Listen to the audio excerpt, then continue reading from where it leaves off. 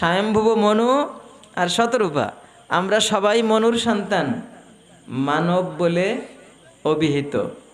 এবার সবাই তো একই পিতার থেকে এসেছি নাকি? না 4 বর্ণের 4 জন পিতা ছিল? 4 বর্ণের 4 জন পিতা তো ছিল না, কোথাও আছে নাকি?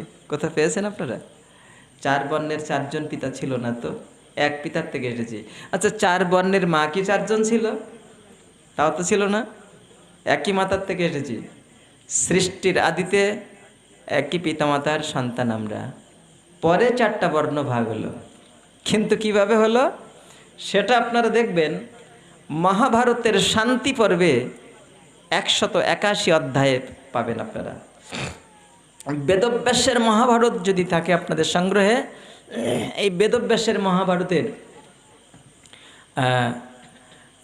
ভলিউম 34, ওর 43টা ভলিউম আছে। বেদব্যাসের মহাভারতে 43টা ভলিউম রয়েছে। তার 34 নম্বর ভলিউমে আপনারা পাবেন 181 অধ্যায়ে শ্লোক সংখ্যা 4 থেকে পাবেন ভৃগু ভরদ্বাজ সংবাদ। আর এই মহাভারতকে আমাদের ইতিহাস গ্রন্থ বলা হয়। ভৃগু ভরদ্বাজ সংবাদে বলা হয়েছে যে এই 4টি বর্ণ কিভাবে এসেছে। ও কি মায়ের পেটের থেকে নিয়ে এসেছিলাম নাকি এখানে আসার পরে কর্ম বা গুণ অনুযায়ী ভাগ হয়েছে, এটা আপনারা পাবেন মহাভারতের শান্তি পর্বের 181 অধ্যায়ের শ্লোক সংখ্যা 4 থেকে।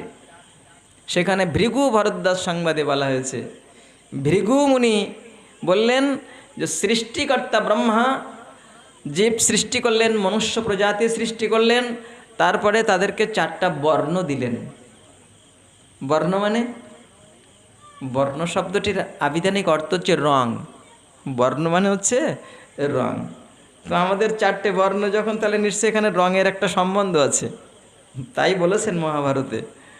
ভৃগুমুনি বললেন যে 4 বর্ণের 4টি রং দিয়ে দিলেন। কি না, ব্রাহ্মণ হচ্ছেন শুক্ল বর্ণের, ক্ষত্রিয় হচ্ছেন রক্তিম বর্ণের, আর বৈশ্য হচ্ছে পীত বর্ণের, আর শূদ্র হচ্ছে অশুক্ল, অশীত, মানে কৃষ্ণ বর্ণ এক কথায়। হ্যাঁ, শূদ্র হচ্ছে কৃষ্ণ বর্ণের, তার মানে আমরা বুঝি কালো। আচ্ছা, এইটা যখন বললেন তখন ভরদ্বাজ ঋষি জিজ্ঞাসা করছেন মহর্ষি ভৃগুর কাছে যে মুনিবর, তো যদি 4টে বর্ণের 4টে রং হয়ে থাকে, তো জগতে তো দেখি তো রং সব ছড়াছড়ি, ব্রাহ্মণের ঘরেও কালো ছেলে রয়েছে, আবার শূদ্রের ঘরেও পরিষ্কার সন্তান রয়েছে, এভাবে কি করে তাহলে? তারপরে সবার মধ্যে রাগ রয়েছে, লোভ রয়েছে, হিংসা রয়েছে, ক্ষুধা তৃষ্ণা রয়েছে, সবার প্রস্রাব পায়খানা আছে, গায়ের থেকে ঘাম ঝরে সবার, তারপরে সবার গায়ে রক্ত আছে, শ্লেষা নিষ্ঠিমন এ তো প্রত্যেকে রয়েছে, তাহলে বর্ণভেদ বুঝবো কি করে? জিজ্ঞাসা করলেন সৃষ্টিকর্তা ব্রহ্মার কাছে জিজ্ঞাসা করছেন, এই ভৃগু মুনির কাছে জিজ্ঞাসা করছেন ভরদ্বাজ ঋষি যে ব্রহ্মা কেন এইভাবে সৃষ্টি করলেন, এ প্রত্যেকের মধ্যে তো এইগুলো সব রয়েছে, তাহলে বর্ণটা বুঝবো কি করে? তখন বলছেন এক এক করে যে প্রকৃতপক্ষে জাতিভেদ বলে কিছু নাই। ঠিক এভাবে বলছেন, দেখবেন আপনারা মহাভারতে, আর দেখতে চাইলে দেখানো যাবে, আমাদের সংগ্রহে আছে, যে প্রকৃতপক্ষে জাতিভেদ বলে কিছু নাই। সৃষ্টিতে সবাই, সৃষ্টির আদিতে সবাই ব্রহ্মার থেকে এসেছে, ব্রহ্মার থেকে সৃষ্টি হয়েছে, সবাই ব্রাহ্মণ ছিল, পরে গুণ বা কর্ম অনুযায়ী তারা ভাগ হয়েছে। কি করে ভাগ হলো? বলছেন যারা খুব রুক্ষ মেজাজের যারা, তারপরে খুব সাহসপ্রিয় লোভী যারা, এই লোভী বলছে সাহসপ্রিয় এবং ভোগ প্রবৃত্তি যাদের একটু বেশি, এবং যারা স্বধর্ম ত্যাগ করলেন। স্বধর্ম বলতে ওই যে ব্রাহ্মণের 6টা কর্ম রয়েছে, ষট কর্ম বলে যারে, যজন, যাজন, অধ্যয়ন, অধ্যাপনা, দান আর প্রতিগ্রহ, এই 6টা কর্ম যারা ঠিকভাবে রক্ষা করতে পারলেন না, বললেন দ্বিজা ক্ষত্রিয়াঙ্গা তাহা, ওখানে বললেন সেই সকল ব্রাহ্মণগুলো ক্ষত্রিয় হয়ে গেলেন। কারা ক্ষত্রিয় হলেন? সেই সকল ব্রাহ্মণরা ক্ষত্রিয় হয়ে গেলেন যারা তাদের ওই স্বধর্মটা ঠিকভাবে রক্ষা করতে পারলেন না, যারা খুব সাহসী, যারা একটু রুক্ষ মেজাজের একটু ভোগপ্রিয় এবং যারা যুদ্ধবিদ্যায় পারদর্শী, এই সমস্ত ব্রাহ্মণরা ক্ষত্রিয় হয়ে গেলেন। বলে বৈশ্য কারা হলেন? সে গুণগুলো কিন্তু আবার গীতার মধ্যেও বলা হয়েছে, গীতার ৮ অধ্যায়ে বলা হয়েছে যে বৈশ্য কারা হলেন। বলছেন যারা কৃষিকর্ম, গোরক্ষা, ব্যবসা বাণিজ্যে যারা পারদর্শী হয়ে গেলেন এবং ব্রাহ্মণের ওই কর্ম যারা রক্ষা করতে পারলেন না, সেই সকল দ্বিজা বৈশ্যতাঙ্গাতাহা, ওখানে বললেন সেই সকল ব্রাহ্মণগণ বৈশ্য হয়ে গেলেন।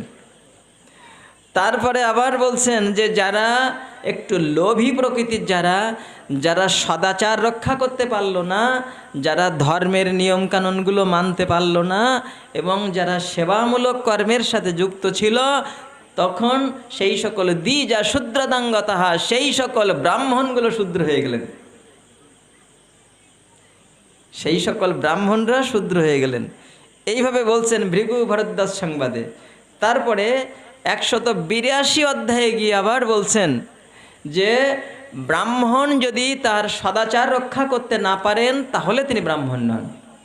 আবার শূদ্রকুলে জন্ম নিয়ে যদি কেউ সদাচারী হয়ে যান, কেউ যদি ধর্মের অনুকূলে জীবনযাপন করেন, তাহলে তিনি আর শূদ্র থাকেন না, তখন তিনি আবার বর্ণান্তরিত হতে পারেন, যেটা আমাদের ভাগবতে ব্যক্ত হয়েছে। ভাগবতের ৭ম অধ্যায়ের ৭ম স্কন্দের ১১ অধ্যায়ে ৩৫ নম্বর শ্লোকটা আপনারা দেখবেন।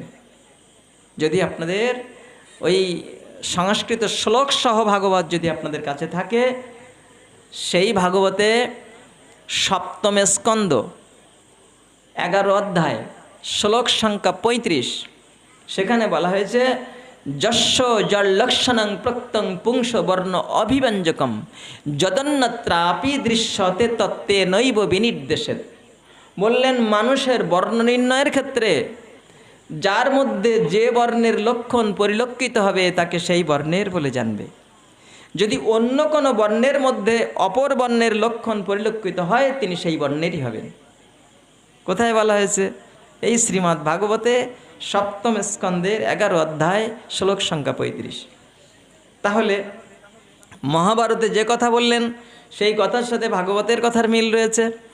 আবার দেখবেন ঋগ্বেদ, আমাদের ঋগ্বেদে ৯ম মণ্ডল ১১২ সূক্ত মন্ত্র সংখ্যা ৩, সেখানে বলা হয়েছে কারুরহং যত ফল প্রসন্ডি তত ভীষণ নানা। ওখানে বলা হয়েছে কারুরহং তত ভীষণ্ড পল প্রশ্নী নানা। বলছেন যে আমি স্তুতিকারী, আমার পুত্র চিকিৎসক, আমার কন্যা জপ ভর্জনকারিণী। নানা ধিও বসু জবহনু তস্তিমেন্দ্র ইন্দ্র পরিশ্রবহ। ঋগ্বেদের ৯ম মণ্ডল ১১২ সূক্ত মন্ত্র সংখ্যা ৩, সেখানে বলা হয়েছে, একটু মনোযোগ দিয়ে শুনবেন, আমি স্তুতিকারী, স্ত্রকার, আমার পুত্র চিকিৎসক, আমার কন্যা জপ ভর্জনকারিণী। এই বললেন। এখন বেদ মন্ত্রগুলো কিন্তু সহজে বোঝা যায় না, ওগুলো একটু প্রচ্ছন্ন থাকে, একটু পরোক্ষবাদ বলা হয়েছে। তো সেখানে বলছে কি যে আমি স্ত্রকার, মানে আমি ব্রাহ্মণ, আমার পুত্র চিকিৎসক, আমার কন্যা জপ ভর্জনকারিণী। বলে তাহলে এ কী হলো? পেশা যে ভিন্ন ভিন্ন হয়ে গেল। ওখানে টিকায় গিয়ে বলছেন, টিকায় দেখানো হয়েছে যে যখন ঋগ্বেদের সময়কালে এই জাতিবিধি এখনকার মতো ছিল না। তখনকার সময়ে একই পিতার পুত্রগণ ভিন্ন ভিন্ন কর্ম অনুযায়ী ভিন্ন ভিন্ন বর্ণের হতে পারতেন। আবার এক বর্ণের মানুষ কর্ম অনুসারে অন্য বর্ণে রূপান্তরিত হতে পারতেন। এখনকার মতো জাতিবিধি ঋগ্বেদের সময়কালে ছিল না। ঠিক একই